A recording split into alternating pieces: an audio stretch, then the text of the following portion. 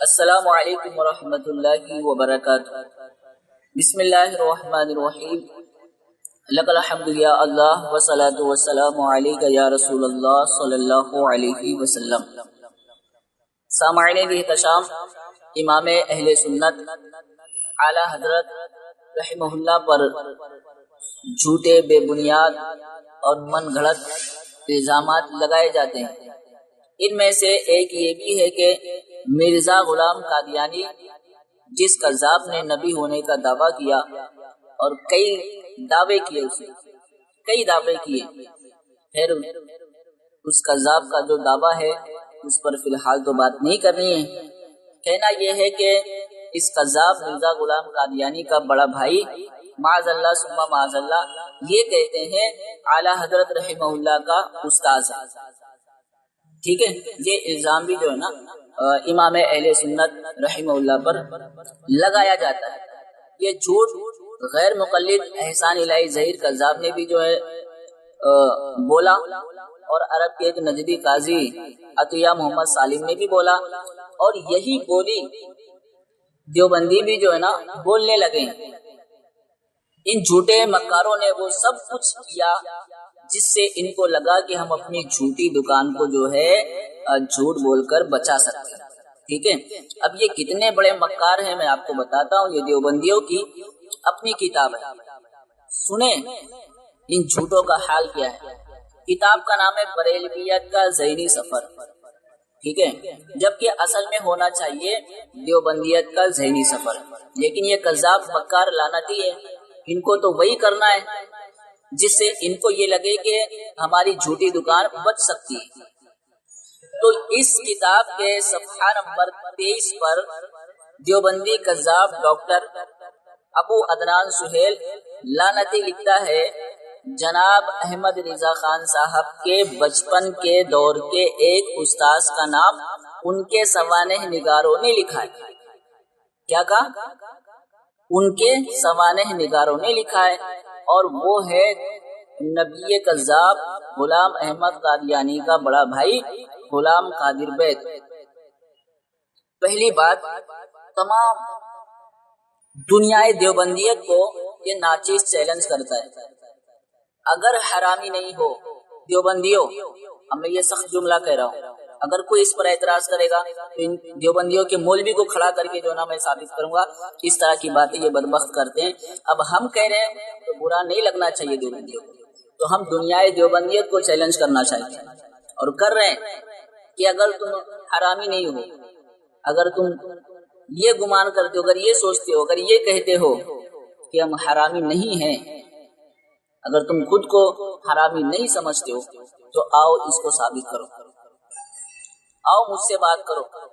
ہمیں پتا ہے نہ خنجر اٹھے گا نہ تلوار تم سے، یہ بازو میرے آزمائے ہوئے ہیں، اس لیے کہ تمہارے اس دیوبندی نے جھوٹ بولا ہے۔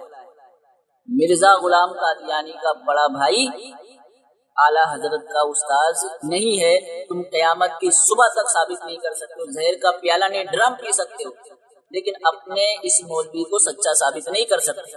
آپ اسے مولوی کہہ لیں، ڈاکٹر کہہ لیں، جو بھی آپ کہتے ہیں، کہنا یہ ہے کہ تم جو ہے اپنے ڈاکٹر ابو عدنان سہیل کو جھوٹ سے نہیں بچا سکتے۔ جھوٹ بولا اس نے، یہ جھوٹ بول کر جو ہے نا لوگوں کو گمراہ کرنے کی کوشش کر رہے ہیں، اپنی جھوٹی دکان بچانے کی کوشش کر رہے ہیں، اور ہم نے دیوبندیوں کا کئی جھوٹ لوگوں کے سامنے رکھا۔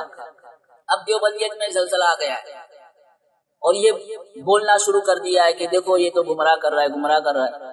ہم حقیقت بتائیں، سچائی بتائیں تو گمراہ کر رہے ہیں تمہارے نزدیک، اور تم جھوٹ بول بول کر لوگوں کو جو ہے بے وقوف بنانے کی کوشش کرو تو تم اچھا کام کر رہے ہو۔ بے غیرتو، تمہیں کہتے ہوئے شرم نہیں آتی؟